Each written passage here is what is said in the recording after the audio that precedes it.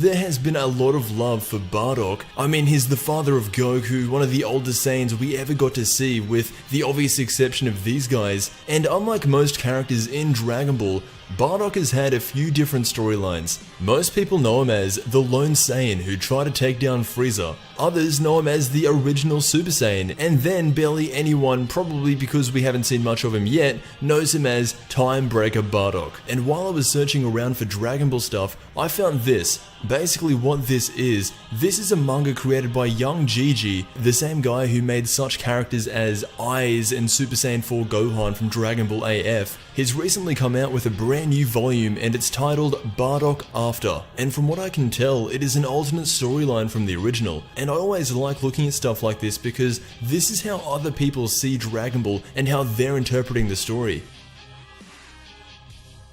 We see here, similar to the episode of Bardock, it starts off with him being blown away by the blast that will go on to destroy planet Vegeta. Bardock then has a major future vision about his son. This right here is when Frieza just got hit with the Spirit Bomb. And a few pages later, Bardock sees his son as a Super Saiyan. Originally, Bardock couldn't see that far ahead, so straight away, Young Gigi's interpretation of this is already slightly different. Now skip ahead a few pages, we see Bardock waking up in a room, so just like the special, Frieza's blast didn't kill him, and Bardock will live on. However, once he wakes up, there is a hand on his door, and who else would walk in but a Yardrat. Now I just want to quickly mention that since this is a new release, there is no English translation anywhere, so I'm going 100% off these illustrations. So the Yardrat comes in and introduces himself. He then goes on to talk about the planet and how it was attacked by a bunch of Frieza's soldiers, and look at this for coincidence, apparently Bardock and his old crew, by pure chance, landed on the exact same planet as these Frieza soldiers. Bardock's old crew saw what was going on, and since Bardock is Bardock,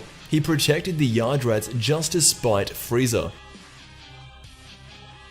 The Yardrats are really nice people. When Frieza unleashed his ultimate attack, the reason Bardock survived in this alternate reality is actually because the Yardrats had remembered what he had done for them and used their famous instant transmission technique to teleport in and save him, which honestly makes a whole lot more sense than being sent back in time. So in this version of the Bardock story, they are in age 737. When Bardock hears about Frieza and what he did to planet Vegeta, he is pissed. Time eventually passes, and just like Goku will do 25 years from now, Bardock is training in the way of the Yardrat. They even gave him his own custom Yardrat suit, and he eventually even learns the instant transmission. Now as Bardock is training, the only thing keeping him motivated is Frieza. He desperately wants to kill Frieza. A few days pass and Bardock is ready. He says goodbye to the Yardrats and heads straight for the other side of the universe. Randomly showing up at a Frieza planet, he kicks the shit out of the guard standing there, and this is what I really like about Bardock. This is borderline Black Goku. He flies up and all surrounding buildings are now destroyed. More of Frieza's elite soldiers try to come up and fight him off, but as you'd expect, Bardock is on a whole other level. He then goes down to one of the buildings that he didn't destroy, finds some Saiyan armor, and makes it his own.